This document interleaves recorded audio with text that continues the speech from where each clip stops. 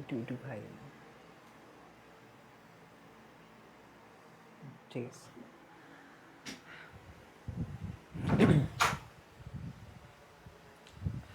আসসালামু আলাইকুম সুপ্রিয় শিক্ষার্থীরা, তোমরা সবাই কেমন আছো? আজকে আমরা আমাদের টেস্ট পেপার সলভিং ক্লাসের যে ধারাবাহিক ক্লাস তার আমরা ভূগোল দ্বিতীয় পত্রের ক্লাসে শুরু করবো। আজকে ভূগোল দ্বিতীয় পত্রের আমাদের যে চতুর্থ অধ্যায় আছে, চতুর্থ অধ্যায়ের কৃষি বিষয় নিয়ে মূলত আলোচনা করা হয়েছে। এই অধ্যায় নিয়ে আমরা আজকে শুরু করবো। গত প্রথম ক্লাসে প্রথম পত্রের আমরা প্রথম যে দ্বিতীয় পত্রের প্রথম তিনটা অধ্যায় আলোচনা করেছিলাম গত ক্লাসে। আজকে আমরা চতুর্থ অধ্যায়ের আলোচনা করব আজকের ক্লাসটাতে। তো চতুর্থ অধ্যায় হচ্ছে বাংলাদেশের কৃষি। তো এই ক্লাস শুরু করার আগে তোমরা এখনও যারা ক্লাসে জয়েন করো নাই, দ্রুত জয়েন করে ফেলো এবং আমরা আমাদের ক্লাসটি কিছুক্ষণের মধ্যেই শুরু করব।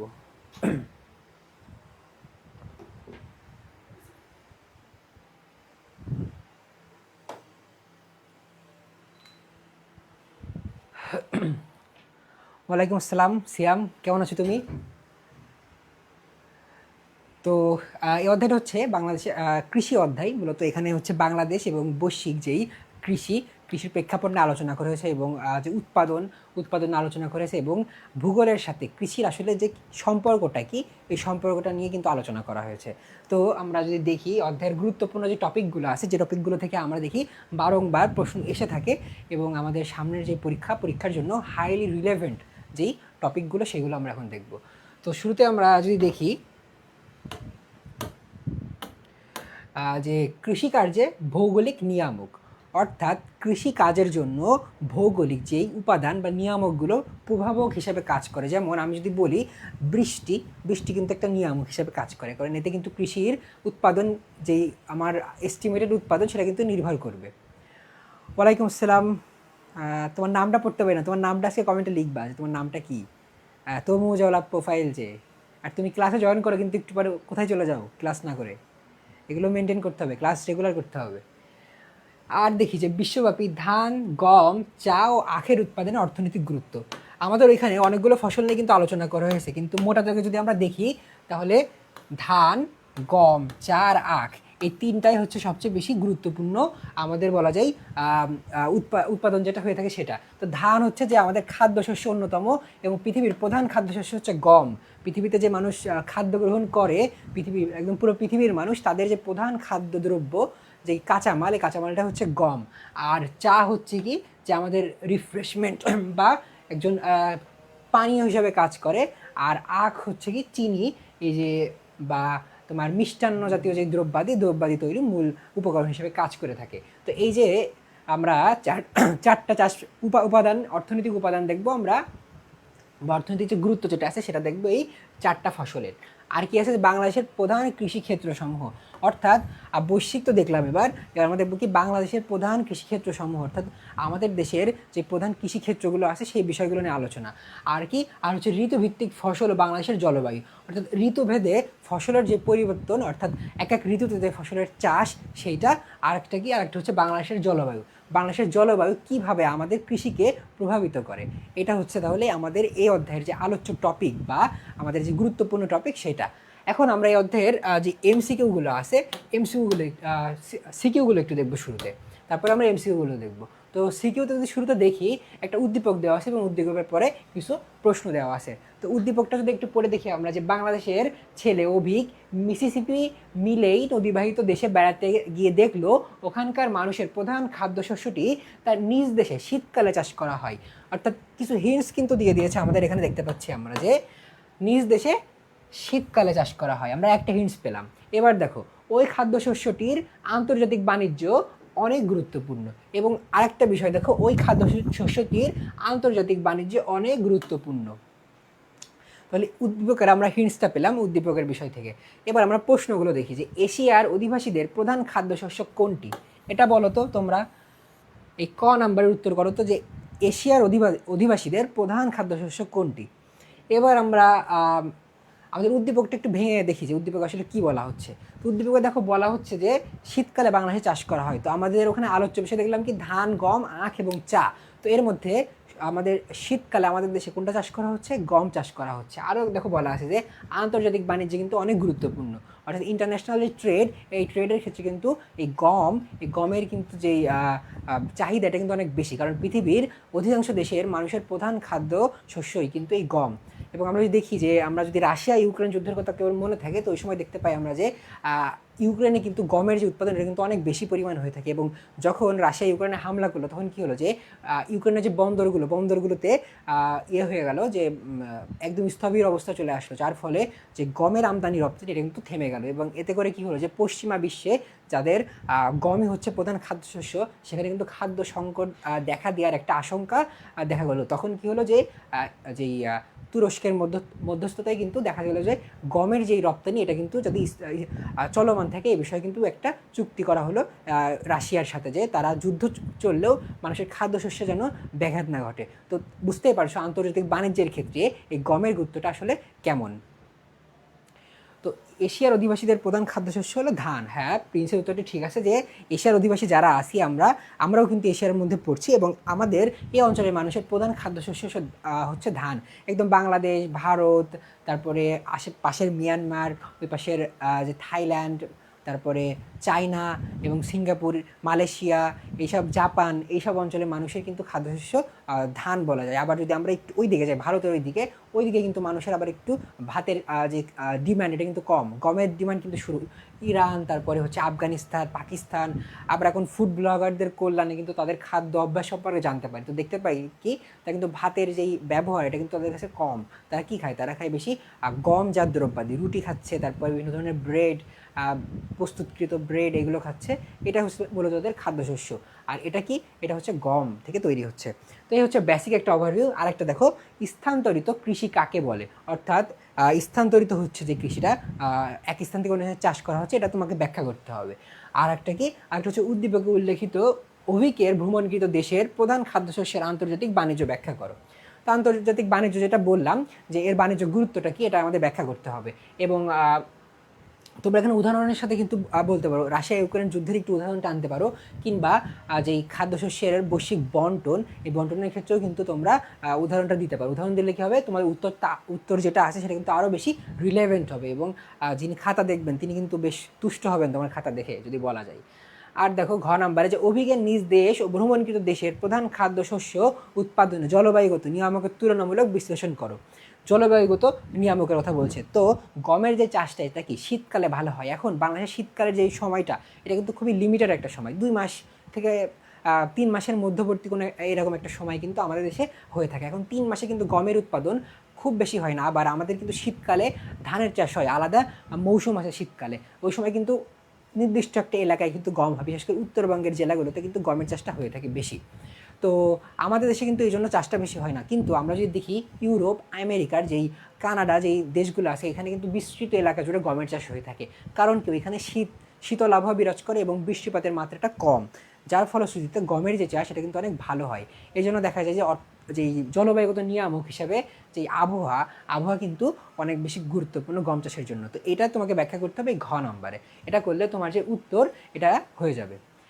তো আশা করছি তোমার এই প্রশ্নটা ক্লিয়ার হয়েছে। এখনও যদি প্রশ্ন সম্পর্কিত কোনো কোশ্চেন থাকে সেটা কমেন্ট বক্সে লিখতে পারো। এবার আমরা পরের আমাদের যে প্রশ্নটা আছে সেটাতে যাব।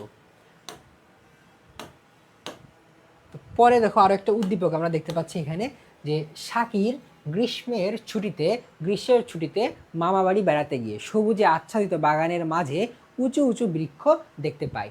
ব্যাপক এলাকায় চাষ হলেও সেখানকার ভূমিরূপ সমতল না। কারণ জানতে চাইলে তার মামা জানালেন যে উক্ত ফসলের জন্য মাঝে মাঝে ছায়া এবং কিছু কিছু জমির প্রয়োজন। বাংলাদেশের রপ্তানি আয়ে উক্ত কৃষি পণ্যে যথেষ্ট অবদান রয়েছে। আচ্ছা, তো উদ্দীপক আমরা পেলাম। তো উদ্দীপকে কিছু হিন্টস দেওয়া আছে, দেখো যে সবুজে আচ্ছাদিত বাগানের মাঝে উঁচু উঁচু বৃক্ষ, এটা একটা পেলাম। পাশাপাশি আমরা কি পাচ্ছি, ব্যাপক এলাকায় চাষ হলেও সেখানকার ভূমিরূপ সমতল না। অর্থাৎ ভূমিটা হবে বন্ধুর হবে, ভূমিটা সমতল না। তো 2টা হিন্টস পেলাম আমরা। আরও কিছু দেখো আমরা পাচ্ছি যে উক্ত ফসলের জন্য মাঝে মাঝে ছায়াও কিছু উঁচু জমির প্রয়োজন, এবং আরও একটা অর্থনৈতিক গুরুত্ব পাচ্ছি আমরা যে রপ্তানি আয়ে উক্ত কৃষিপণ্যে যথেষ্ট অবদান রয়েছে। তো এই কয়েকটা হিন্টস আমরা উদ্দীপক থেকে পেলাম। এবার আমরা ক নাম্বার দেখি যে কৃষির সংজ্ঞা দাও। তো তোমাদের মধ্যে দেখি কে উত্তর করতে পারে, কৃষির সংজ্ঞা দাও। নম্বরের উত্তরটা করো দ্রুত কমেন্ট বক্সে।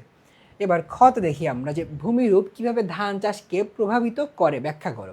অর্থাৎ ভূমির যেই পার্থক্য এটা কিভাবে ধান চাষের জন্য প্রভাবক হিসাবে কাজ করে। অর্থাৎ কৃষি ভূমিকর্ষণ ও চাষের মাধ্যমে ফসল উৎপাদন বা ফসল চাষ করা হচ্ছে কৃষি, ভূমিকর্ষণ ও চাষ করা। আচ্ছা ঠিক আছে, এবার আমরা পরের প্রশ্নটা দেখি যে উদ্দীপকে উল্লেখিত কৃষি পণ্যটি বরিশাল অঞ্চলে কেন হয় না ব্যাখ্যা করো। খুব দারুণ একটা প্রশ্ন। বলা হচ্ছে কি যে চায়ের কথা বলা হচ্ছে এখানে। তো চায়ের জন্য কি এমন প্রয়োজন, চায়ের জন্য একটু পাহাড়ি এলাকা প্রয়োজন প্রথমত, এবং দ্বিতীয় কি ছায়া আচ্ছাদিত এলাকা, এবং সেখানে বৃষ্টিপাতের পরিমাণটা একটু বেশি হবে, অর্থাৎ শীতল একটা আবহাওয়া বিরাজ করবে। খুব বেশি যদি দেখা যায় যে গরম হয় তাহলে কিন্তু যে চায়ের চা সেটা কিন্তু হবে না। তো এখানে কিন্তু আমরা দেখতে পাই চায়ের যে বৈশিষ্ট্যগুলো সেটা দেওয়া আছে। আর কি দেখো, বরিশাল অঞ্চলে কেন হবে না চায়ের চাষ, তোমাদের মধ্যে এখানে কারোর বাসা কি বরিশাল আছে, সে আরও বেশি রিলেট করতে পারবে বিষয়টা। তো বরিশালের যেই আমরা দেখতে পাই বরিশাল হচ্ছে নদী একটা বেষ্টিত এলাকা, এবং সেখানে যে ভূমিটা কিন্তু প্লাবিত হয় অনেক ক্ষেত্রে দেখা যায়, এবং নিচু ভূমি এবং সমতল ভূমি। কিন্তু চাষের জন্য কি আমাদের দরকার বন্ধুর ভূমি, অর্থাৎ একটু পাহাড়ি ঢাল বিশিষ্ট আমাদের জমি প্রয়োজন। তো সেটা আমাদের কোথায় আছে, আমাদের দেশের পূর্ব অঞ্চলে আছে, এবং উত্তর পূর্ব অঞ্চলে আছে, সিলেট আছে এবং চট্টগ্রামের দিকে আছে। আর বর্তমান সময়ে আমাদের দেশে পঞ্চগড় এলাকায় কিন্তু যেই চায়ের চাষটা হচ্ছে, কারণ এখানকার আবহাওয়াটা কিন্তু তুলনামূলক শীতল, যার ফলশ্রুতিতে দেখা যায় যে এখানে কিন্তু চায়ের চাষটা ভালো হয়। এবং এখানে সবচেয়ে মজার বিষয় হচ্ছে এখানে সমতল ভূমিতে চাষ করা সম্ভব হয়েছে, কারণ পঞ্চগড় এলাকায় কিন্তু পাহাড় না, কিন্তু চায়ের উন্নত মানের জাতের কারণে দেখা যায় যে বর্তমান সময়ে ওইখানে সমতল ভূমিতেও চায়ের চাষটা সম্ভব হচ্ছে। তো এটা গেল চায়ের চাষ বিষয়ক। এবার আমরা দেখি ঘ নাম্বার যে উদ্দীপকে ইঙ্গিতপূর্ণ কৃষি পণ্যটি বাংলাদেশের অর্থনীতিতে অবদান বিশ্লেষণ করো। তো চায়ের চাষ মূলত শুরু হয় বাংলাদেশে ব্রিটিশ আমল থেকে, ব্রিটিশদের সময় থেকে। তখন মূলত সিলেট অঞ্চলে চায়ের চাষটা শুরু হয়। দিনে দিনে কিন্তু চায়ের যে গুরুত্ব এটা কিন্তু বাড়তে থাকে, এবং বৈশ্বিক বাজারে চা এবং কফি দুইটারই কিন্তু অনেক বেশি গুরুত্ব। এবং দেখা যায় যে চায়ের যে রপ্তানি এটা কিন্তু বাংলাদেশ থেকে ব্যাপকভাবে হয়ে থাকে, এবং আমাদের দেশের চায়ের যে উৎপাদনে কিন্তু অনেক ভালো হয়। এবং বর্তমান সময়ে আমাদের দেশের অর্থনীতি বা হ্যাঁ হ্যাঁ আতিকবাবু, তোমার উত্তরটা হ্যাঁ ঠিক আছে, অনেকটা একটা কারণ এর মধ্যে পানির কারণে, যে পানির কিন্তু ওইখানে মানে ভূমি প্লাবিত হয়, এটা একটা কারণ ধরা যায় সেই হিসাবে। তো উদ্দীপকে ইঙ্গিতপূর্ণ কৃষি পণ্যটি যেটা বললাম, তো এখানে দেখা যায় যে বাংলাদেশের অর্থনীতিতে চায়ের গুরুত্ব কিন্তু অনেক বেশি, কারণ এটা একটা রপ্তানি পণ্য। অনেক ক্ষেত্রে চাকে বলা হয় ক্যাশ ক্রপ বা অর্থ উৎপাদনকারী পণ্য। অন্য ফসলগুলো থেকে যদি ধানের কথা বলি আমরা, ধান কিন্তু মানুষ নিজে খাদ্য উৎপাদনের ফুড সিকিউরিটির জন্য উৎপাদন করে থাকে। এখন একজন কৃষক যিনি ধান উৎপাদন করছেন তার মূল লক্ষ্য কী থাকবে, যে আমার ফুড সিকিউরিটি নিশ্চিত করা। সে একটা অংশ কিন্তু আগে নিজের গোলায় রাখবে, তারপরে কিন্তু বাকিটা সে উজ্জিত বাজারে বিক্রি করবে। কিন্তু চার ক্ষেত্রে কী হবে, যিনি উৎপাদক তিনি কিন্তু সম্পূর্ণটাই বাজারে বিক্রির উদ্দেশ্যে নিবে, কারণ তার কি এই চা উৎপাদন করে টাকা আসবে, আর্নিং করবে, এটাই তার মূল লক্ষ্য। তো এটা একটা ক্যাশ ক্রপ, এটাও একটা ভালো পয়েন্ট অ্যাড করার জন্য আমাদের এই ঘ নাম্বারের ক্ষেত্রে। তো চায়ের যে অর্থনৈতিক অবদান আছে সেগুলো আমরা এখানে বিশ্লেষণ করলে আমাদের যে উত্তর সেটা কিন্তু হয়ে যাবে। তো এটা ছিল আমাদের ঘ নাম্বার প্রশ্নের বিষয়টা। এখন আমরা এই সৃজনশীলের একটু ওভারভিউ দিই, যে এই অধ্যায়ের যে সৃজনশীলগুলো আসে এবং এসে থাকে সেগুলো কি, সেগুলো হচ্ছে কি এই ফসলগুলো এভাবে উদ্দীপক দেওয়া থাকে, হিন্টস দেওয়া থাকবে তোমাকে, ফসলটা তোমাকে আইডেন্টিফাই করতে হবে, এবং বাংলাদেশের প্রেক্ষাপটের গুরুত্ব এবং বৈশ্বিক প্রেক্ষাপটের গুরুত্ব এই দুইটাই তোমাকে এখানে বিশ্লেষণ করতে হবে। এই হচ্ছে মোটা দাগে এই অধ্যায়ের বিষয়বস্তু বা পড়ার আমাদের টপিকটা। তো ওই ফসল উৎপাদন সম্পর্কে তোমার কিন্তু একটা মোটামুটি ভালো ধারণা থাকা লাগবে। আমাদের বইতে দেখা যাবে ভাগ করে দেওয়া আছে প্রত্যেকটা ফসলের অর্থনৈতিক গুরুত্ব, এবং এরা ভৌগোলিকভাবে কোন অঞ্চলে চাষ করা হয়ে থাকে এবং এর গুরুত্ব যেটা। তো এইভাবে কিন্তু তোমরা পড়লে তোমাদের আশা করি এটা বুঝতে অসুবিধা হবে না, এবং তোমরা উত্তর ভালোভাবে করতে পারবে। এবার আমরা এই অধ্যায় সংশ্লিষ্ট এমসিকিউগুলো সলভ করা শুরু করব। তো তোমরা এখনও যারা একটু ঘুমিয়ে গিয়েছো জেগে ওঠো, আমরা এখন এমসিকিউ সলভ করব। আমি এমসিকিউ দেখাবো, তোমরা উত্তর বলবে, তারপর আমরা একসাথে আবার সলভ করব। তো শুরুতে আমরা যে প্রশ্নটা দেখছি, এগ্রিকালচার শব্দটি কোন ভাষা থেকে এসেছে? ল্যাটিন, গ্রিক, জার্মান নাকি ফরাসি? কোন শব্দ থেকে এগ্রিকালচার এই ওয়ার্ডটা এসেছে? এর মধ্যে কোনটি থেকে? উত্তর করে ফেলো দ্রুত, উত্তর করে ফেলো।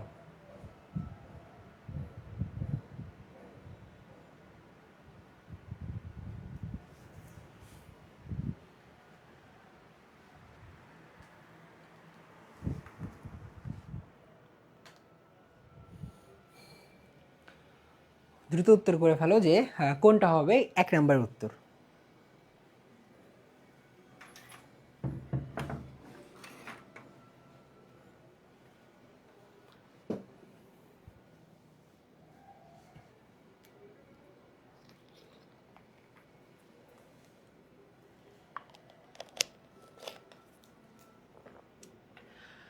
আচ্ছা, সূচনা বলছো 1-এর ক, মাইশা বলছে 1-এর ক, আর কি শুভ বলছে 1-এর ক।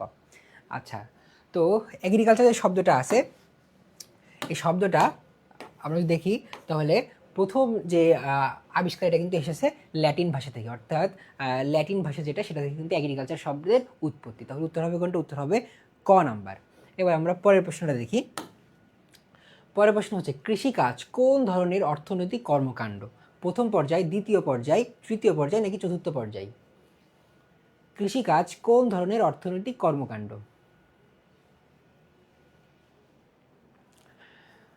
কোন ধরনের অর্থনৈতিক কর্মকাণ্ড হচ্ছে কৃষিকাজ?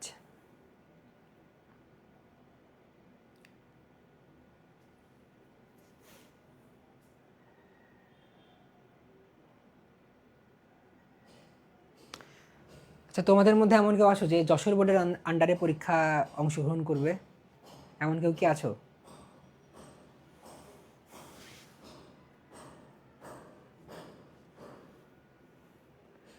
আচ্ছা, মাইশা উত্তর করেছে 2-এর ক। বাকিরাও দ্রুত উত্তর করে ফেলো।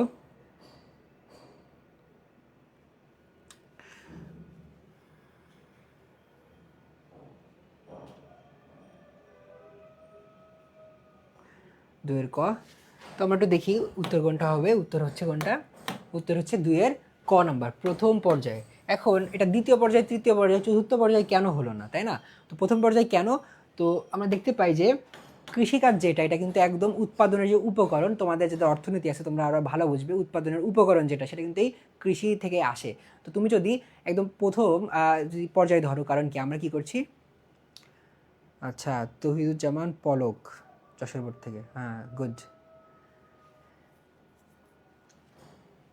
হ্যাঁ, আমি নিজেও যশোর বোর্ডে আন্ডারে পরীক্ষা দিয়েছি আর কি, আমার বাসায় যশোর। তো যশোর বোর্ডের কোশ্চেন একটু দেখা যায় যে অনেক সময় একটু ঘুরিয়ে ফিরিয়ে করে, বাকি বোর্ডগুলোর তুলনায় একটু ভিন্ন ভিন্ন হয়। ভয়ের কোনো কারণ নেই। বই তোমার যদি মূল বই কনসেপ্ট ক্লিয়ার থাকে তাহলে দেখা যায় যে প্রশ্ন অ্যাটেম্প করা কোনো ব্যাপারই না। এই জন্য মূল যে বইটা, বোর্ড বইটা, ওটা খুব ভালোভাবে পড়তে হবে। এটাই হচ্ছে ভালো করার ট্রিক্স, এর বাইরে আসলে আর কোনো ট্রিক্স নাই। তো প্রথম পর্যায়ে আমরা কেন বলছি? প্রথম পর্যায়ে হচ্ছে যে আমাদের উৎপাদনের যে উপকরণ একদম কৃষি থেকে আসে। একজন কৃষক যিনি ধান উৎপাদন করছেন, তিনি ধান উৎপাদন করার পর কী হচ্ছে যে তিনি ধানটা নিয়ে আসছেন এবং সেটা বাজারে বিক্রি করছেন। তারপরে কিন্তু ধান থেকে চাল হচ্ছে, চাল থেকে আবার বিভিন্ন ধরনের প্রোডাক্ট তৈরি হচ্ছে। তো এই যে প্রোডাক্ট পর্যায়ে আসতে কিন্তু আমাদের ধান উৎপাদন করা লাগছে। এই জন্য আমরা বলছি কৃষিকাজ হচ্ছে প্রাথমিক পর্যায়ে বা প্রথম পর্যায়ের অর্থনৈতিক কর্মকাণ্ড। সেখান থেকে কিন্তু সূত্রপাতটা হচ্ছে। পরে আমরা দেখতে পাই যে বাকি যে অর্থনৈতিক কর্মকাণ্ডগুলো সেগুলো পরবর্তী সময়ে আসছে, সেগুলো আসছে পরবর্তী সময়ে। এবার আমরা পরের প্রশ্নটা দেখি, 3 নাম্বার। কৃষি কোন মহাদেশের মানুষের প্রধান পেশা? কৃষি কোন মহাদেশের মানুষের প্রধান পেশা? এশিয়া, আফ্রিকা, ইউরোপ নাকি উত্তর আমেরিকা? কৃষি কোন মহাদেশের মানুষের প্রধান পেশা?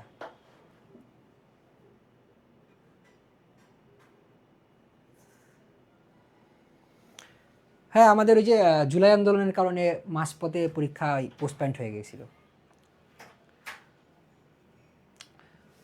কৃষি কোন মহাদেশের মানুষের প্রধান পেশা?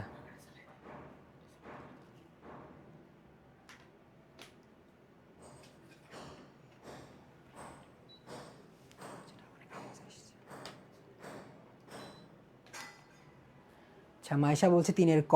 3-এর ক, আচ্ছা। তো কৃষি হচ্ছে কোনটা? কৃষি হচ্ছে আমাদের যে এশিয়া মহাদেশ, অর্থাৎ বাংলাদেশ সহ এশিয়া মহাদেশের যেই দেশগুলো আছে এই দেশগুলোর কিন্তু মানুষের প্রধান পেশা হচ্ছে এই যে কৃষি। কারণ দেখা যায় যে এখানে কিন্তু ভূমির যে উর্বরতা কিন্তু অনেক বেশি বাকি অঞ্চলগুলোর তুলনায়, এবং যে উৎপাদন কিন্তু অনেক বেশি হয়ে থাকে। বিশেষ করে ধানের যে উৎপাদন এটা কিন্তু এই এশিয়া মহাদেশেই হয়ে থাকে, এবং আফ্রিকার কিছু কিছু দেশে ধানের উৎপাদন হয়ে থাকে। ইউরোপে কিংবা অন্য জায়গায় কিন্তু ধানের যে উৎপাদন খুবই নগণ্য।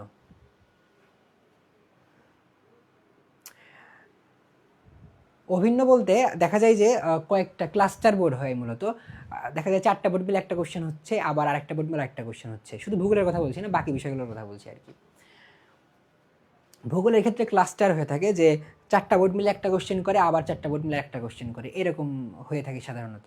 এবং ওই যে এই জন্যই দেখো যে সমন্বিত, আর বিশেষ করে এমসিকিউটা মূলত সকল বোর্ড হয় অনেক ক্ষেত্রে, বা অনেক ক্ষেত্রে যদি কোনো বোর্ড চায় এবার ভিন্নভাবে করতে পারে, কিন্তু সিকিউটা ওই সমন্বিত বোর্ড টাইপেরই হয়ে থাকে, বিশেষ করে গ্রুপ সাবজেক্টগুলো। কিন্তু তোমার যে কমন সাবজেক্ট আছে ওইগুলো দেখা যায় যে প্রত্যেকটা বোর্ড ইন্ডিভিজুয়াল হিসেবেই করে। এখন পর্যন্ত এটাই হচ্ছে। এবং আমরা দেখলাম যে কিছুদিন আগে বলছিল যে অভিন্ন প্রশ্নপত্র পরীক্ষা নেওয়ারও ইয়ে আছে, বাট কিন্তু মনে হয় না এসএসসিতে অভিন্ন প্রশ্নপত্রের পরীক্ষা হচ্ছে, সববার আলাদা আলাদা প্রশ্ন করছে।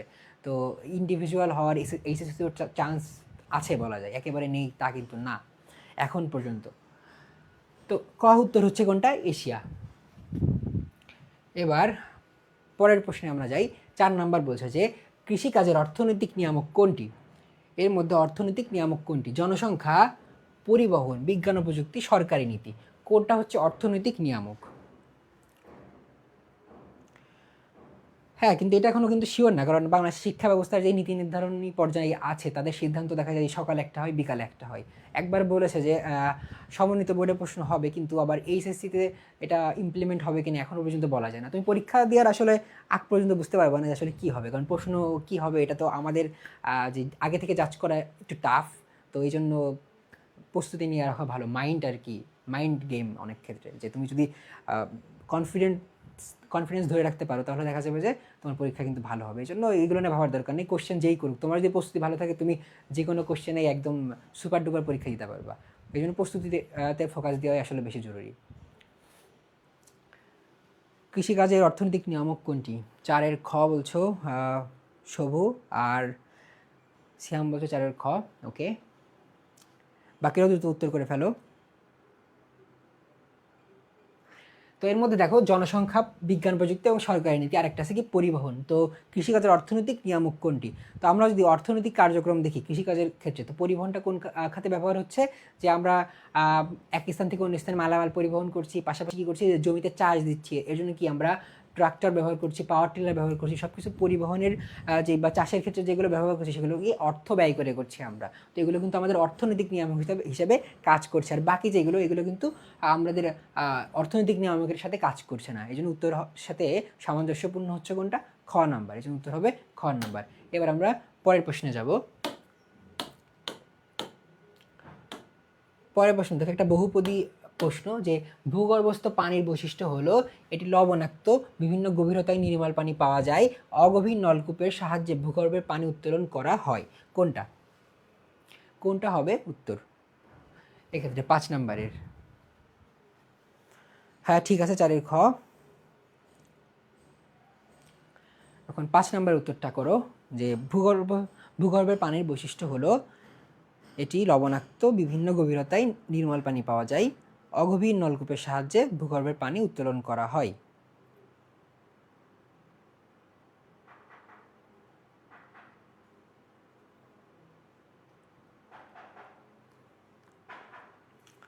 কোনটি হবে উত্তর?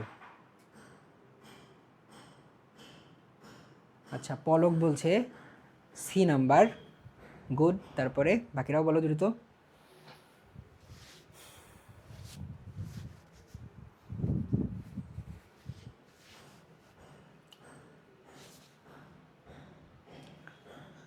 তো আমরা দেখতে পাই যে প্রথমেই যে অপশানটা আছে কিন্তু ভুল। কারণ কি, ভূগর্ভের পানি কিন্তু মিঠা পানি, অর্থাৎ এটা কিন্তু লবণাক্ত পানি না, এই কারণে কিন্তু এটা হবে না। তো আমাদের বহুপদী যেহেতু, আমরা একটা বাদ দিলে বাকি দুইটা পেয়ে যায় উত্তর, সেক্ষেত্রে 2-3 হচ্ছে উত্তর। সেটা আছে কোথায়? গ নাম্বারে। তো উত্তর হবে কোনটা? উত্তর হবে গ নাম্বার, 5-এর গ নাম্বার। এবার আমরা পরবর্তী প্রশ্নে যাই।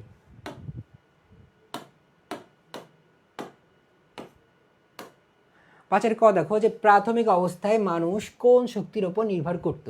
পেশি শক্তি, বিদ্যুৎ শক্তি, পশু শক্তি, নাকি আলোক শক্তি? প্রাথমিক অবস্থায় মানুষ কোন শক্তির ওপর নির্ভর করত? 5-এর গ ঠিক আছে, সাবরিনা, মায়েশা ঠিক আছে, প্রিন্স তোমার উত্তর ঠিক আছে, আতিক তোমার উত্তরও ঠিক আছে। এবার আমরা পরের প্রশ্ন দেখি, যে প্রাথমিক অবস্থায় মানুষ কোন শক্তির ওপর নির্ভর করত?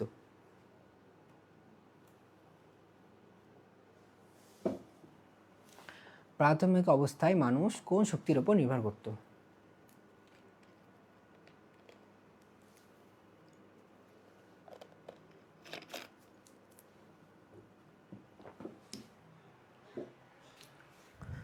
তো প্রাথমিক অবস্থায় সভ্যতার একদম শুরুর দিকে মানুষ যখন প্রাথমিক একদম নতুন নতুন কৃষিকাজ শুরু করে, তখন কিন্তু মানুষের কোনো ধরনের ইকুইপমেন্ট ছিল না। দেখা যেত যে তারা কি করতো, তারা যে গুহাবাসী ছিল মানুষ প্রাথমিক পর্যায়ে, তো সেখানে তাদের মানুষের কৃষির যে সূচনা যদি একটু বলি, তো দেখা যেত তারা বিভিন্ন ধরনের ফল সংগ্রহ করে নিয়ে আসতো, নিয়ে আসার পরে সেগুলোর বিভিন্ন ধরনের যেই বীজগুলো আছে সেগুলো কী করতো, খাওয়ার পরে তাদের গৃহের বা গুহার আশেপাশে কিন্তু রেখে দিত। তো সেখান থেকে দেখা যেত একসময় চারা বের হয়ে আবার নতুন একটা গাছের তৈরি হতো। তো মানুষ যেহেতু স্বভাবতই কিউরিয়াস বা কৌতূহলী, তো তার কিন্তু এই বিষয়টা আকর্ষণ করলো যে এটা হচ্ছে কেন, যে আমি একটা বীজ ফেললাম গাছ হচ্ছে কেন। এ অধ্যায় কঠিন লাগে? আচ্ছা, আজকে সহজ হয়ে যাবে। কঠিন কেন লাগে দেখি। তো কী হলো যে মানুষের যেই কিউরিওসিটি থেকে মানুষ কি করলো, যে একটু দেখি চাষ দিয়ে দেখি, অর্থাৎ জমি একটু ভালোভাবে খুঁচে দিই, সেখানে গাছটাতে পানি দিই, দেখি ফলনটা কেমন হয়। তো এইভাবে কিন্তু মানুষ আইডেন্টিফাই করলো যে আমি যদি একটা গাছকে যত্ন করে এ থেকে ফসল উৎপাদন করি, তাহলে আমার ফসলটা ভালো হচ্ছে, আমাকে আর একদম দূরে বন জঙ্গলে যাওয়া লাগছে না ফসল সংগ্রহের জন্য বা খাদ্য সংগ্রহের জন্য। তো তখন কী করলো, সে নির্দিষ্ট একটা জমি বেছে নিল, এবং জমি বেছে নিয়ে সেখানে কী করলো, বীজ রোপণ শুরু করলো বিভিন্ন ধরনের খাদ্যের। তো এইভাবে কিন্তু আমাদের যেই কৃষিকাজ এটা কিন্তু শুরু হলো। আর বাংলাদেশের ক্ষেত্রে যদি বলি, বাংলাদেশে কিন্তু শুরুতে কৃষিকাজ হতো না, কারণ কি আমাদের দেশে আমরা যে বদ্বীপ বলছি এটা কিন্তু বিস্তৃত বন জঙ্গল এরিয়া ছিল। এখানে শুধুই দেখা যেত যে মাইলের পর মাইল একদম ঘন বন জঙ্গল, এখানে কিন্তু মানুষের বসবাস খুবই কম ছিল।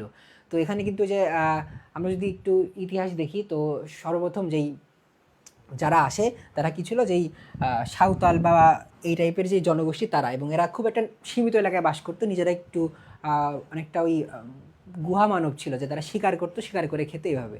তো পরবর্তী সময় যখন সভ্যতার বিস্তৃতি ঘটলো, তখন মানুষ এই জঙ্গলগুলো পরিষ্কার করা শুরু করলো, এবং জঙ্গল পরিষ্কার করে শুরুতে তারা এই যে এখানে দেখলো যে এই ধান নামক গাছটা এটা কিন্তু এখানে ভালো হয়, তো তারা এই ধানের চাষই শুরু করলো প্রথম, এবং এটা কি শক্তিবর্ধক।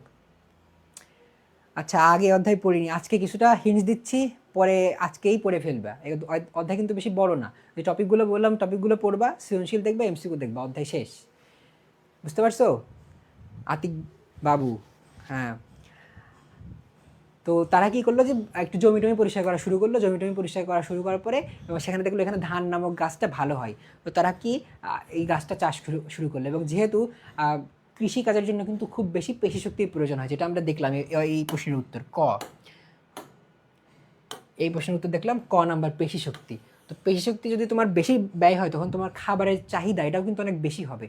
আর যদি ভাত বা আমরা ধান থেকে যেটা পাই সেটা কি শর্করা জাতীয় খাদ্য, এবং শর্করা কি আমাদের দেহে ইনস্ট্যান্ট শক্তি যোগায়। তো এই জন্য কিন্তু ভাতের যেই খাবার প্রচলন এটা কিন্তু আমাদের এখানে বেশি, কারণ কি আমাদের এই দেশে মানুষ বা আমাদের এখানকার আদিবাসী বা আদি নিবাসী যারা ছিল, তারা কি অনেক বেশি পেশি শক্তির ব্যবহার করতো, শিকারে যেত। তো শিকারের জন্য বড় বড় পশু দেখা যাচ্ছে 3 থেকে 4 জন ধরে ধরে নিয়ে আসছে, এর জন্য কি পেশি শক্তি, তোমার পেশি বহুল হওয়া লাগতো। তারপরে জমি চাষ দিবা, কারণ তোমার কাছে কোনো যে আধুনিক ইকুইপমেন্ট নাই, দেখো তো একটা হাড়ের টুকরা বা একটা কাঠ, এই কাঠ দিয়ে কিন্তু তোমার জমিটা এই অধ্যায়টা এই যেই ইয়াগুলো আছে, যেই জমিটা আছে, জমিটা কর্ষণ করে তোমাকে কিন্তু চারা রোপণ করতে হচ্ছে, তো তার জন্য তোমার যে খাবারের চাহিদাটা কিন্তু অনেক বেশি। তো সেই থেকে মানুষ ধান চাষ শুরু করলো, এবং এই যখন কৃষি শুরু হলো তখন থেকে কিন্তু মানুষ সভ্যতার আবির্ভাবটা হলো, কারণ তখন একজন মানুষের পরিশ্রমে কিন্তু কৃষি জমি কর্ষণ সম্ভব না, কিংবা চাষ সম্ভব না। তখন কি মানুষ পরিবার গঠন শুরু করলো, যে আগে মানুষ যাযাবরভাবে বসবাস করতো, তখন এক একটা পরিবার তৈরি হলো, এবং কয়েকটা পরিবার মিলে একসাথে বসবাস শুরু করলো। এইভাবে ধীরে ধীরে সমাজ থেকে সভ্যতা, সভ্যতা থেকে রাষ্ট্র, এভাবে কিন্তু ধীরে ধীরে ইভলিউশনটা মানবদের হলো। তো কৃষিকাজ কিন্তু সভ্যতার একদম ইনিশিয়েট পর্যায়ে আমরা দেখতে পাই, যে কৃষিকাজের মাধ্যমে মানুষ এই সমাজ গঠনটা কিন্তু তৈরি হয়েছে। তো এই প্রশ্নের উত্তর হবে কোনটা? প্রশ্নের উত্তর হবে ক নাম্বার। আচ্ছা, বেশি বড় লাগে তো অধ্যায় তো বড় থাকবে, অধ্যায়ের মধ্যে তো সব বিষয়ে পড়তে হবে না, কারণ তোমার পরীক্ষার 1 মাস আছে, তুমি কিন্তু একদিনে তোমাকে একটু বেশিই পড়তে হবে। তো যে টপিকগুলো তোমাকে আইডেন্টিফাই করে দিলাম, এটাই তো তোমার কোর্সের মূল মটো, যে তোমাকে আমরা টপিকটা ধরিয়ে দিব। তো এই টপিকগুলো তুমি কী করবা, আগে বইতে মার্ক করবা যে টপিকের আন্ডারে আমার কী কী পড়তে হবে। তো এই টপিকগুলো মার্ক করার পর ওই টপিকগুলো পড়বা, পড়ার পরে ওই রিলেটেড যে প্রশ্নগুলো আছে তোমার বইতে, এবং শুধু যে তুমি ওই টপিকগুলো পড়লে তাহলে কিন্তু তোমার হবে না, কারণ তোমার এমসিকিউ অনেক ক্ষেত্রে দেখা যায় আসে। তো বাকি যে টপিকগুলো আছে এগুলো একটু উল্টে পাল্টে দেখবে যে আসলে এর মধ্যে কী বলা হয়েছে। শুধু যে একদম ওইগুলো পড়ে বাকিগুলো একদম দেখলামই না, এই কিন্তু না। আগে এগুলো পড়বে, তারপরে সময় তুমি পেলে তুমি ওই টপিকগুলো একটু উল্টে পাল্টে দেখবে, দেখার পরে তোমার ওই সংশ্লিষ্ট যে এমসিকিউগুলো আছে, সিকিউগুলো আছে, সেগুলো সলভ করবে। এইভাবে তুমি যদি পড়ো তাহলে দেখা যাবে তোমার জন্য একটু সহজ হবে। তো অধ্যায় বড় এই জন্য ভয় পেয়ে তুমি যে বইটা রেখে দিলে, তোমার পরীক্ষার আগের রাত পর্যন্ত তোমার পড়া হবে না। পরীক্ষার আগের রাতে তুমি যখন দেখবা হায় আল্লাহ কি সিলেবাস, এইভাবে তুমি করবা। এই জন্য এখন থেকে যতটুকু পারো পড়ে রাখো। এবার পরের প্রশ্নে যাই। 7 নম্বর প্রশ্ন, যেটা 7 নম্বর প্রশ্ন বলছে বসতি গড়ে ওঠার সাংস্কৃতিক নিয়ামক কোনটি। এই প্রশ্নের উত্তর কিন্তু একটু আগে ডিসকাশনেই বলে দিলাম যে কোনটা উত্তর। তো এখন কিন্তু তোমরা উত্তর করো দেখি ডিসকাশন থেকে কি বুঝেছো।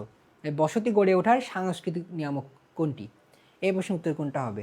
ক, খ, গ নাকি ঘ?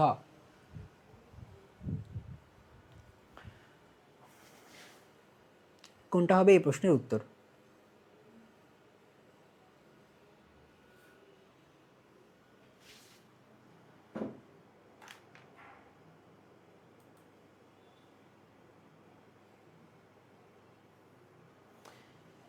সাতের সি বলছে পলক।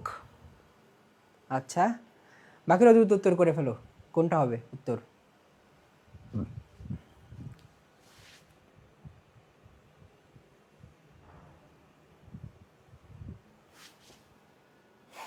উত্তর কোনটা হবে? উত্তর হবে গ নাম্বার, কৃষি। অর্থাৎ কৃষি কিন্তু মানুষের বসতি বা মানুষের বসবাস যে তৈরি হয়েছে আগে। না শুভ, ক নাম্বার হবে না, হবে কোনটা? গ নাম্বার হবে, হবে হচ্ছে গ নাম্বার। ভূপ্রকৃতি না, হবে কৃষি। কারণ কৃষির কারণে কি মানুষ ইউনাইটেড হয়েছে। যদি কৃষিকাজ না শুরু হতো তো মানুষ কিন্তু ইউনাইটেড হতো না। মানুষ কী করতো, এক এক স্থানে এক একজন বসবাস করতো, শিকার করে আনতো, ওটা খেত, আবার কি করতো, আবার তোমার হচ্ছে হয়তো কিছু ফল সংগ্রহ করে আনতে হয়ে খাওয়া দাওয়া করতো। তো আমাদের একটা বই সাজেস্ট করতে পারি, যে বইটা তোমরা পরীক্ষার পরে বা অবসরে পড়তে পারো। বইটা হচ্ছে ভলগা থেকে গঙ্গা।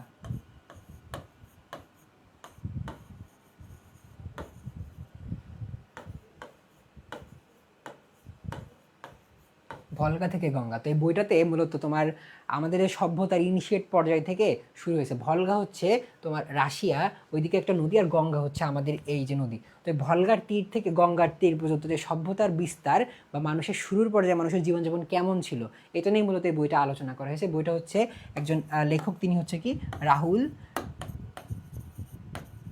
সংস্কৃতায়ন।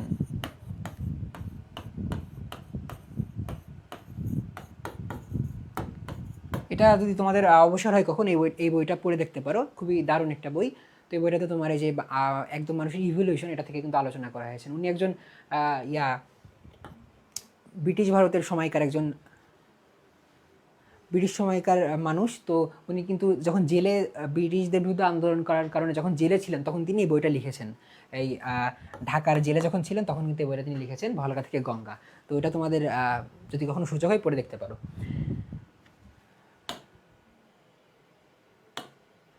এবার আমরা তো 7-এর উত্তর কোনটা হবে? 7-এর উত্তর হবে গ নাম্বার। পরের প্রশ্ন যাই, 8 নাম্বার, যে বিশ্বের দ্বিতীয় প্রধান খাদ্যশস্য কোনটি? ধান, গম, যব নাকি ভুট্টা? বিশ্বের দ্বিতীয় প্রধান খাদ্যশস্য কোনটি? 7-এর গ ঠিক আছে, কৃষি। সূচনা তোমার উত্তরটা। এবার 8 নাম্বার প্রশ্ন উত্তর করো। বিশ্বের দ্বিতীয় প্রধান খাদ্যশস্য কোনটি?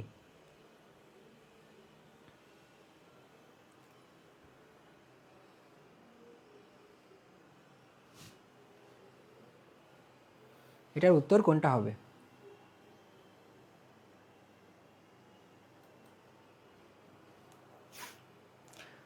আটের ক বলছে সিয়াম, পলক বলছে 8-এর ক নাম্বার, গুড।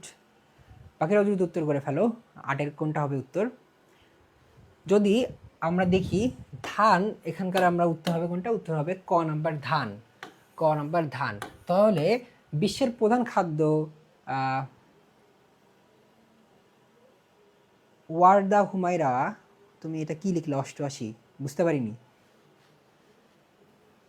তাহলে বিশ্বের যদি দ্বিতীয় প্রধান খাদ্যশস্য হয় ধান, তাহলে প্রধান খাদ্যশস্য কোনটি? হ্যাঁ, 8-এর খ নাম্বার জিহাদ ঠিক আছে। মাইশা খ, খ না, তোমরা 8-এর ক হবে উত্তর, খ হবে না। প্রধান হচ্ছে গম। প্রধান খাদ্যশস্য কোনটা? প্রধান খাদ্যশস্য হচ্ছে গম। 8-এর খ নম্বর হবে জিহাদ, তুমি সঠিক করে নাও। 8-এর হচ্ছে ক নাম্বার ধান, খ হবে না। ধান হচ্ছে দ্বিতীয় আর গম হচ্ছে প্রথম। প্রথম যেটা সেটা হচ্ছে প্রধান খাদ্যশস্য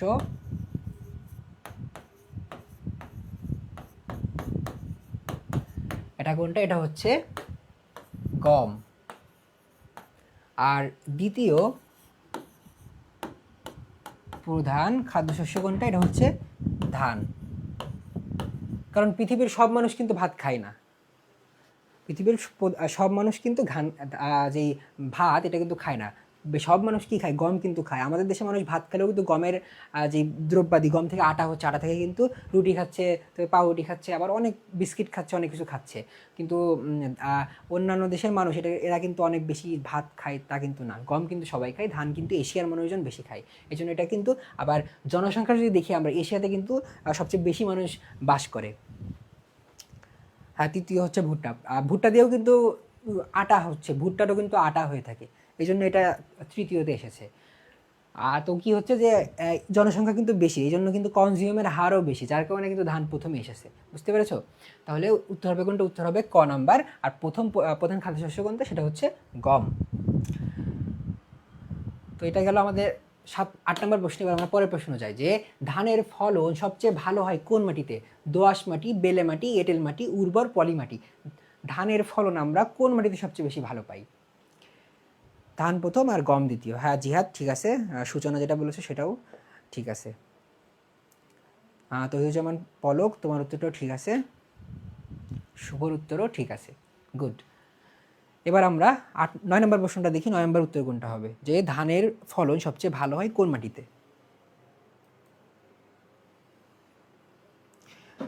আচ্ছা, সিয়াম উত্তর করেছেন। আর 9-এর ক নাম্বার দোআঁশ মাটি। আচ্ছা, বাকিরা উত্তর করো দ্রুত। তো এটার যে এটার উত্তর হবে কোনটা? উত্তর হবে উর্বর পলি মাটি। এখন তোমাদের মনে হতে পারে যে দোআঁশ মাটি তো সব ভালো হয়, যে আমরা জেনেছি দোআঁশ মাটিতে সব ধরনের ফসল ভালো হয়, কিন্তু এক্ষেত্রে হবে না। কারণ কি ধান কি একটা ওয়েট কাল্টিভেশন। যদি আমরা দেখি যে ভেজা মাটিতে কিন্তু ভালো হয় ধান, আর বৃষ্টির পরে বা তোমার বন্যা হচ্ছে, যখন বন্যার পরবর্তীতে কি হচ্ছে যে দুই কুলি কিন্তু প্লাবিত হচ্ছে, প্লাবিত হওয়ার পরে যে পানি, এটা কি পলি মাটি বয়ে নিয়ে আসছে, দূর থেকে মাটি বয়ে নিয়ে আসছে। এই মাটিটা কি অত্যন্ত উর্বর হয়ে থাকে, এবং উর্বর যে জমি, এই জমিতে যদি আমি ধানের বীজটা দিই, তো আমার কিন্তু চাষও দেওয়া লাগছে না, আমি জাস্ট বীজটা দিচ্ছি, গাছ এমনিই হচ্ছে। তো এখানে কিন্তু মাটির উর্বরতা অনেক বেশি হয়ে থাকে। আচ্ছা আতিক, আচ্ছা এঁটেল মাটিতে তোমার ধানই হবে না, এঁটেল মাটি তো পানি জমে থাকবে, তো গাছ তো মরে যাবে, গাছ তো ওখানেই মরে যাবে। তাহলে এক্ষেত্রে উত্তর হবে কোনটা? উত্তর হবে ঘ, উর্বর পলিমাটি। আচ্ছা, সিয়াম কি বলছো? যে অ্যাডমিশন প্রিপারেশন এইচএসসির আগেই শুরু করেছিলাম কি? আচ্ছা, তো আমার ক্ষেত্রে আমি অ্যাডমিশনের সময় যদি বলি, এইচএসসির আগে টুকটাক পড়েছি, যে একটু কোশ্চেন সম্পর্কে ধারণা নিয়েছিলাম শেষের দিকে, মূলত সেকেন্ড ইয়ারের দিকে। আর এমনি তোমার যেই বোর্ড বইগুলো আছে ওইগুলো ভালোভাবে পড়েছিলাম। দেখা যায় তুমি যদি এখন ভূগোল, তোমার অর্থনীতি, তারপরে তোমার যে বইগুলো আছে, ইতিহাস আছে, এগুলো যদি ভালোভাবে পড়ো, তুমি দেখবা যে অ্যাডমিশনের যে জিকে টিকে থাকে এগুলো এমনি পারবা। একটু এর সাথে একটু হয়তো কিছু টপিক যুক্ত হবে, আর বাংলা লিস্ট তো সেমই। এই শুধু তোমার যে কাজটা করতে হবে সেটা হচ্ছে তুমি ঢাকা বিশ্ববিদ্যালয়ের প্রস্তুতির ক্ষেত্রে তোমার রিটেন তো অনেক ভালো করতে হবে, কারণ রিটেনেই কিন্তু সবচেয়ে বেশি নাম্বার উঠাতে হবে তোমাকে, কারণ এমসিকিউতে কিন্তু সবাই আন্দাজে দেখালেও পেয়ে যায়। হ্যাঁ, তো সেক্ষেত্রে তোমার রিটেন কিন্তু অনেক ভালো করতে হবে তোমার সিরিয়াল লাগানোর জন্য। তো রিটেনের প্রস্তুতিটা কি তোমার ফ্রি হ্যান্ড রিটেন আর রাইটিং, এবং তোমার যেই থিঙ্কিং ক্যাপাবিলিটি, কারণ তোমাকে দেখা যাবে এমন কোনো টপিক দেবে যে টপিকটির নাম তুমি আগে শোনো নাই, বাট পরীক্ষায় তোমার লিখে আসতে হবে। এই জন্য তোমার যে রিটেন ক্যাপাবিলিটি এটা বাড়াতে হবে। তো এটা বাড়ানোর জন্য বিভিন্ন ট্রিক্স আছে, সেগুলো আসলে পরবর্তীতে তোমাদের সাথে শেয়ার করবো। আজকে এই ক্লাসটা যেহেতু ওই সম্পর্কিত না, আমাদের সময়ও মধ্যে শেষ করতে হবে, এই জন্য আর কি ওই বিষয়ে আর লেন্থলি করছি না। বাট তুমি এখন থেকে ধারণা নিতে পারো, বিভিন্ন ধরনের রিসোর্স আছে অনলাইনে প্লাস অফলাইনে, সেগুলো থেকে ধারণা নিতে পারো। আচ্ছা, তো 9-এর উত্তর কোনটা হবে? 9-এর উত্তর হবে ঘ নাম্বার। 10 নম্বর দেখি যে ধান চাষের উপযোগী বৃষ্টিপাতের পরিমাণ কত। ধান চাষের জন্য আমাদের উপযোগী বৃষ্টিপাতের পরিমাণটা কত? আচ্ছা, এটা হচ্ছে কি এক এক বইতে অনেক সময় এক রকম দেওয়া থাকতে পারে, কিন্তু তোমার গ্রহণযোগ্য উত্তর, যেহেতু এটা একটা কলেজের প্রশ্ন, তো কলেজের যিনি প্রশ্ন করেছেন তার কাছে উত্তর কী ছিল যে দোয়া উর্বর পলিমাটি, এক্ষেত্রে এটা উত্তর হবে। ধান চাষের উপযোগী বৃষ্টিপাতের পরিমাণ কত? 50 থেকে 100, 100 থেকে 150, 150 থেকে 200, নাকি 250 থেকে 300? কোনটা হচ্ছে ধান চাষের জন্য উপযোগী বৃষ্টিপাতের পরিমাণ? ইংরেজি বাংলা দুইটাই। তোমার বাংলাও তোমাকে একটু মুক্ত লেখা চিন্তা করতে হবে। যেমন আমি যে বছর অ্যাডমিশন দিয়েছি সেই বছর যেই টপিকটা দিয়েছিল সেটা হচ্ছে সিলেবাসের বাইরে থেকে একদম। আমি পরীক্ষার আগের দিন পর্যন্ত ওই টপিক পর্যন্ত কিন্তু কিছু পড়ে যাই না, সত্যি কথা বলতে। যেটা পরীক্ষার আগের দিন পর্যন্ত আমি ওই টপিকটা জানতাম না, কিন্তু আমার পরীক্ষার হলে কিন্তু আমাকে লিখে আসতে হয়েছে। তো ওই যে তোমার আগে থেকে যদি তোমার চর্চাটা থাকে যে তুমি লিখতে পারো, তুমি থিঙ্কিং করে লিখতে পারো, তো সেক্ষেত্রে কিন্তু তুমি আগে থাকবে অন্যদের থেকে। তো সেক্ষেত্রে তোমার রিটেনটা আরও বেশি শার্প করতে হবে। আচ্ছা, 10-এর ঘ বলছো জিহাদ।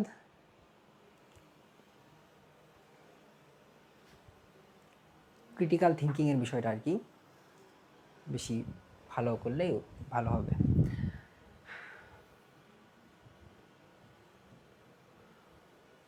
তো 150 থেকে 200 সেন্টিমিটার পর্যন্ত আমরা দেখতে পাই যে ধান চাষের যে উপযোগী বৃষ্টিপাত সেটা।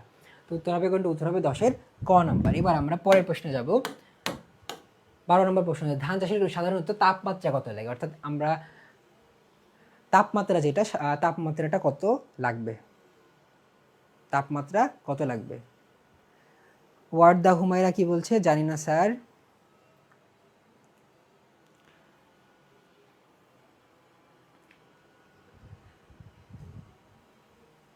ফেসবুক আইডি আছে আমার গ্রুপে, তোমাদের যেই ক্লাসটা হচ্ছে যে গ্রুপে সার্চ দিও, ওইখানে পেয়ে যাবে আমার নাম দিয়ে, ওইখানে আমি অ্যাড আছি, ওইখান থেকে পেয়ে যেতে পারো। ধান চাষের জন্য সাধারণত তাপমাত্রা কত লাগে?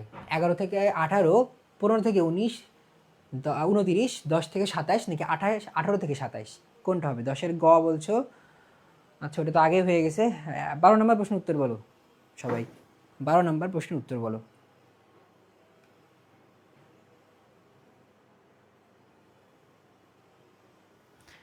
12-র খ বলছো, ঘ বলছে সিয়াম। আচ্ছা, ওকে, সবাই বলছো ঘ। ওকে, তো উত্তর কোনটা? উত্তর হবে ঘ নাম্বার। তো এক্ষেত্রে দেখো যে ধান চাষ কিন্তু কি হয়, একটা গ্রীষ্মকালীন আবহাওয়া কিন্তু ধান চাষের জন্য প্রয়োজন। ধান হচ্ছে ক্রান্তীয় অঞ্চলের ফসল যদি মোটা দাগে বলা যায়। কিন্তু অন্য ফসল গম কিন্তু শীতকালীন অঞ্চলের ফসল, এই জন্য কিন্তু এশিয়ার বাইরে মূলত আমরা দেখি না খুব একটা ধান চাষ হচ্ছে। আফ্রিকার কিছু দেশে কিন্তু ধানের চাষটা হয়, কিন্তু মূলত ধানের চাষটা কিন্তু এশিয়াতেই বেশি হয়, কারণ এশিয়ার আবহাওয়া এটা কিন্তু উষ্ণ। এশিয়ার বেশিরভাগ দেশে, বিশেষ করে আমরা যদি আমাদের আশেপাশের প্রতিবেশী দেশগুলো দেখি, ভারত, পাকিস্তান, নেপালের দিকটা একটু তোমার শীত, হিমালয়ের কারণে ঠান্ডা, আবার ভুটানেও আছে, আবার চায়নাতে কিন্তু বিস্তৃত এলাকা কিন্তু উষ্ণ এলাকা। তো এই ক্ষেত্রে কিন্তু এই জন্য চাষটা বেশি হয়ে থাকে। পরেরটায় যাই। ধান উৎপাদনে শীর্ষ দেশ, ধান উৎপাদনে শীর্ষ দেশ কোনটি? ধান উৎপাদনে শীর্ষ দেশ কোনটি? বাংলাদেশ, ইন্দোনেশিয়া, ভারত, চীন, এর মধ্যে ধান উৎপাদনে শীর্ষ দেশ কোনটি?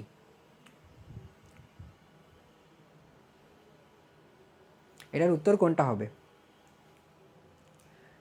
হ্যাঁ, ঠিক আছে সবার। 12-র ঘ সিয়াম, শুভ, সাবরিনা, তোমাদের উত্তর ঠিক আছে। এবার বলো ধান উৎপাদনে শীর্ষ দেশ কোনটি? 14 নম্বর প্রশ্নের উত্তর কোনটা হবে?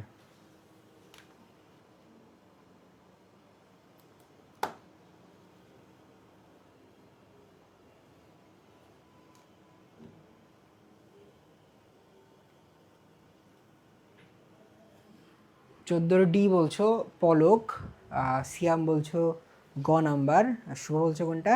ঘ নাম্বার। আচ্ছা, ভারত বলছে সূচনা। আচ্ছা, 14 নম্বর উত্তর হবে কোনটা? 14 নম্বর উত্তর হবে ঘ নাম্বার, চায়না।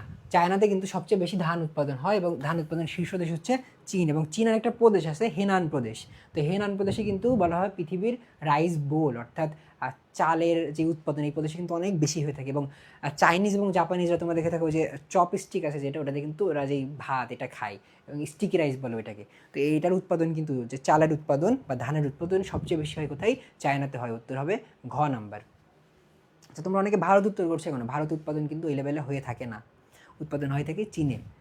চীনের হেনান প্রদেশ কিন্তু বলা হয়, তোমাদের বইতে আছে এটা ভালোভাবে দেখবে, রাইস বোল বলা হয় পৃথিবীর। আর পেরি যে অঞ্চল আছে, পেরি অঞ্চলকে বলা হয় যে পৃথিবীর রুটির ঝুড়ি, কারণ রুটি তৈরি হয় কী দিয়ে? গম দিয়ে। এবং এই পেরি অঞ্চল যেটা আছে এখানে কিন্তু সবচেয়ে বেশি গম উৎপাদন হয়ে থাকে। এই প্রশ্নটা আমাদের গেল। এবার আমরা পরবর্তী যে প্রশ্ন আছে সেই প্রশ্নটা দেখব, যে আখ চাষের জন্য উপযোগী ভূমি সমতল, পাহাড়ের ঢাল, মরুময়, উপকূলীয়। আখ চাষের জন্য আমাদের কী ধরনের ভূমি প্রয়োজন? মূলত আখ চাষের জন্য কী ধরনের ভূমি প্রয়োজন?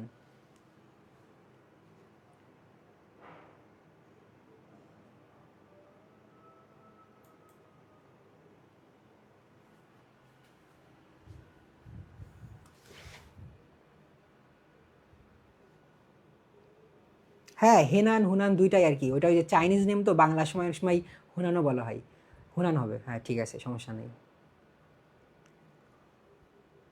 হ্যাঁ, রাইস বোল বা ধানের আধার, বাংলায় ধানের আধার বলা হয়। আর তো ইংলিশে বলা হচ্ছে রাইস বোল।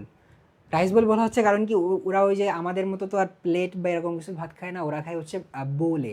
তো ওদের যে তোমরা অনেক ক্ষেত্রে যদি দেখতে পারো সোশ্যাল মিডিয়াতে, ওরা স্টিকি যেই দুটি স্টিক দিয়ে খায় বোলের ভিতরে, এই জন্য বলা হয় রাইস বোল। আর বাংলায় বলা হচ্ছে ধানের আধার, চীনের হুনান যে প্রদেশ সেটাতে। তো আখ চাষের জন্য উপযোগী ভূমি কোনটা? সমতল, পাহাড়ের ঢাল, মরুময় নাকি উপকূলীয়? আচ্ছা, সমতল, আতিকবাবু বলছে সমতল। তো আখ চাষের জন্য কেমন জমি প্রয়োজন? আখ চাষের জন্য সমতল ভূমি প্রয়োজন। তাহলে উত্তর হবে কোনটা? উত্তর হবে 15-র ক নাম্বার। এবার আমরা 16 নম্বর প্রশ্ন দেখি, যে আখ উৎপাদনে শীর্ষ দেশের মধ্যে কোনটি? থাইল্যান্ড, ভারত, ব্রাজিল নাকি চীন? কোনটা? আখ উৎপাদনে শীর্ষ দেশ কোনটি? আখ উৎপাদনে শীর্ষ দেশ কোনটি?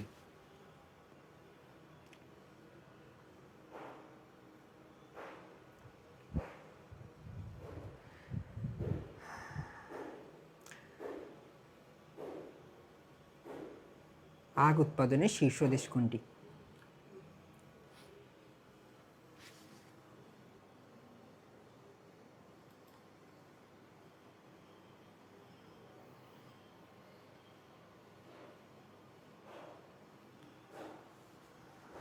আচ্ছা, ব্রাজিল। শুভ বলছো ব্রাজিল। আচ্ছা, হ্যাঁ, কিছুদিন পরে আমাদের মারামারি শুরু হয়ে যাবে যে আর্জেন্টিনাকে ব্রাজিল, যেহেতু ফুটবল বিশ্বকাপ আসছে। তো এর মধ্যে আমাদের পরিচিত একটা দেশ, সেটা হচ্ছে কি ব্রাজিল। ব্রাজিলে হচ্ছে পৃথিবীর আখ উৎপাদনের শীর্ষ দেশ। বাট চিনি যে উৎপাদন, চিনি উৎপাদনে আবার শীর্ষ দেশ কোনটা? সেটা হচ্ছে এই দক্ষিণ আমেরিকারই একটা দেশ, সেটা হচ্ছে কিউবা। কিউবাকে বলা হয় পৃথিবীর চিনির আধার। এখানে চিনির যে উৎপাদন এটা কিন্তু অনেক বেশি হয়ে থাকে। তো আখ উৎপাদনের শীর্ষ দেশ কোনটা? আখ উৎপাদনের শীর্ষ দেশ হচ্ছে ব্রাজিল। 16-র গ নম্বর হবে উত্তর। এবার আমরা পরের প্রশ্নে যাই। পরের প্রশ্ন দেখো, চা চাষের অনুকূল পরিবেশ। চা চাষের অনুকূল পরিবেশ: তাপমাত্রা 8 ডিগ্রি সেলসিয়াস, ঢালযুক্ত উঁচুভূমি, গড় বৃষ্টিপাত 110 সেন্টিমিটার, চুন মিশ্রিত মৃত্তিকা। এখন আমাদের কি ধরনের অনুকূল পরিবেশ লাগবে আমাদের চা চাষের জন্য?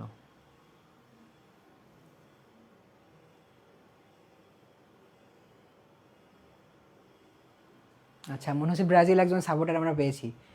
সূচনা হচ্ছে ব্রাজিল সাপোর্টার। আচ্ছা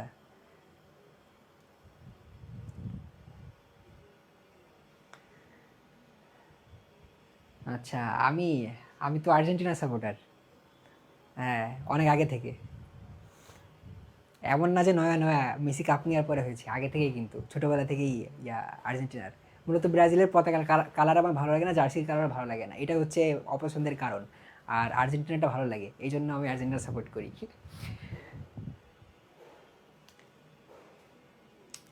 তো এটা উত্তর কোনটা হবে? দ্রুত উত্তর করো সবাই। চা চাষের অনুকূল পরিবেশ: তাপমাত্রা 8 ডিগ্রি সেলসিয়াস, ঢালযুক্ত উঁচুভূমি, নাকি গড় বৃষ্টিপাত 10 ডিগ্রি সেন্টিমিটার, 10 সেন্টিমিটার, নাকি চুন মিশ্রিত মৃত্তিকা?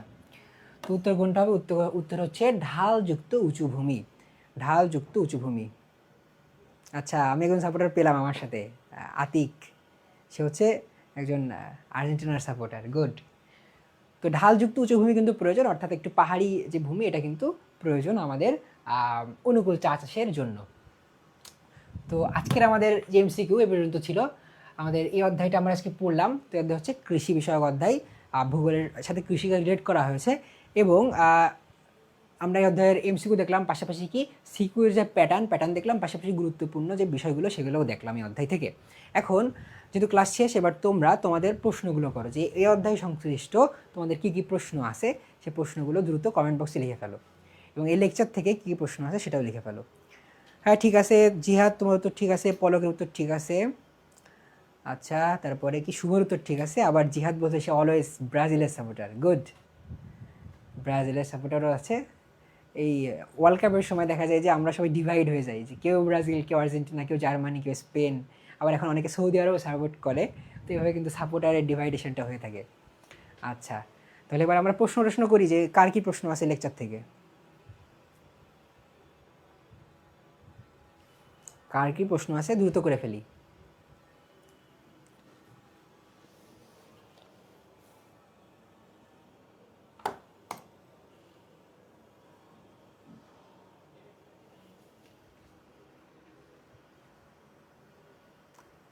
আচ্ছা, কি বলছো যে স্যার কালকে আমার কলেজে জিওগ্রাফি এর সেকেন্ড পেপার মডেল টেস্ট, কোন কোন তোমার কোন লাইভ?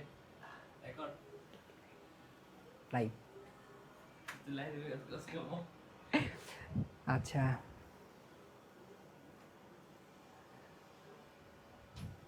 হ্যাঁ অধ্যায় মোটামুটি অন্য অধ্যায় থেকে কিন্তু সহজ। মোটামুটি তোমার কৃষি সম্পর্কে মোটামুটি ধারণা থাকলেই এই অধ্যায় কিন্তু হবে।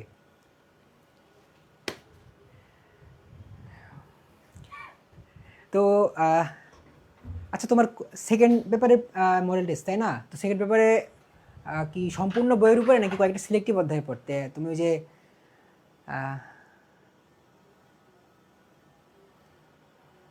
উপরে যেই ওয়ার্ড দা নামে যে একটু কমেন্ট করলে একটু স্পেসিফিকভাবে কমেন্ট করো যে তোমার আসলে চ্যাপ্টার সিলেক্টেড নাকি তোমার সব বইয়ের পুরো বইয়ের উপর পরীক্ষা, একটু আমাকে ডিটেলসে জানাও, তাহলে আমার অ্যান্সার করতে ইজি হবে।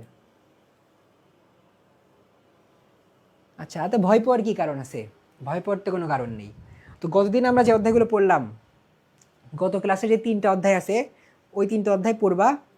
আর তোমার যে অধ্যায়টা আছে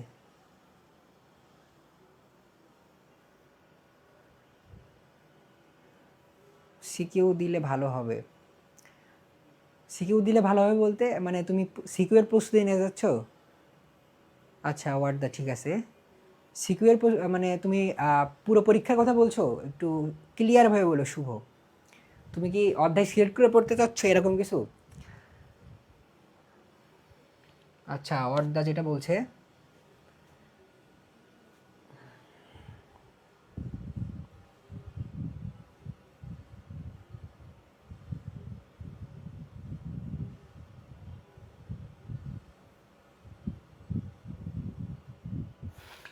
তো কালকের পরীক্ষার জন্য তুমি এই অধ্যায়গুলো মোটামুটি দেখতে পারো।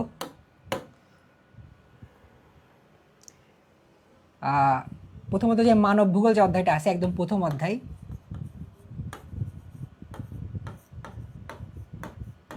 অধ্যায়, তারপরে কি আমাদের যেই খনিজ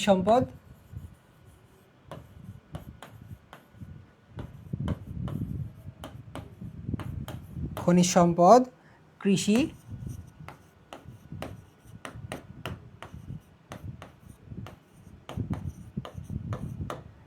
এই অধ্যায়গুলো যদি মোটামুটি দেখো তাহলে দেখা যায়, আশা করা যায় মোটামুটি তোমার পরীক্ষায় তুমি লিখে আসতে পারবে আর কি। তোমার যেই পরীক্ষায় কমন এটাও আসতে পারে এই অধ্যায়গুলো দেখতে। এই 1, 2, 3 এবং এই 4টা অধ্যায় আশা করছি বুঝতে পেরেছো। ওয়ার্ডদার কি পরীক্ষার বিষয়ে কোনো প্রশ্ন আছে? প্রশ্ন থাকলে আরে একটু বলো। আচ্ছা, ব্যবহারিকের চিত্র তো তোমাদের বইতেই আছে অনেকটা। আর আমি নিজেও চিত্র খুব ভালো আঁকতে পারি না, এই জন্য তোমার এই বিষয়ে আমি যে খুব বেশি পরামর্শ দিতে পারবো তাও না। তবে চেষ্টা করবো যে একটু নিট অ্যান্ড ক্লিন রাখার জন্য, হ্যাঁ, নিট অ্যান্ড ক্লিন রাখার জন্য। আর চিত্রটা একটু ওই যে তোমার পাশে বই রেখে একটু দেখে দেখে বা ওর উপরে অনেকবার হাত ঘুরিয়ে চেষ্টা করতে পারো। হ্যাঁ, এটা কিন্তু আমাদের এডুকেশনের পেজে বা ইউটিউব চ্যানেলে কিন্তু আমরা সাজেশন ভিডিও দিয়ে দিয়েছি, ওইখানে কিন্তু তুমি একদম ভালোভাবে আমি ডিসক্রাইব করে দিয়েছি যে কোন অধ্যায় থেকে কতগুলো কোশ্চেন আসে, তো তুমি ওইখান থেকে আইডিয়া নিতে পারবা। তুমি জিওগ্রাফি ফার্স্ট অ্যান্ড সেকেন্ড পেপারের যে সাজেশন, এটা তুমি হচ্ছে ইউটিউবে সার্চ দিও এডুকেশনে, তো এখানে কিন্তু পেয়ে যাবা।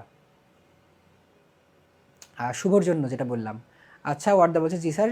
আচ্ছা, আশা করছি তুমি বিষয়টা ক্লিয়ার হয়েছো। তো তুমি যেহেতু তোমার পরীক্ষা হাতে কম, সময় কম, তো তুমি এই যে চারটা অধ্যায় দেখে যেও মোটামুটি, তো আশা করি যে তুমি প্রশ্ন অ্যান্সার করতে পারবা। তো আমাদের আবার পরে আরেকটা ক্লাস আছে, তো সেটাতে সবাই জয়েন করবা। সেই পর্যন্ত সবাই ভালো থাকো, সুস্থ থাকো। আজ এই পর্যন্ত এই ক্লাসটাতে, এবার আমরা ক্লাসটা শেষ করি। ওকে, ঠিক আছে, তাহলে যেহেতু কোশ্চেন নেই, তাহলে এবার আমরা ক্লাসটা শেষ করছি।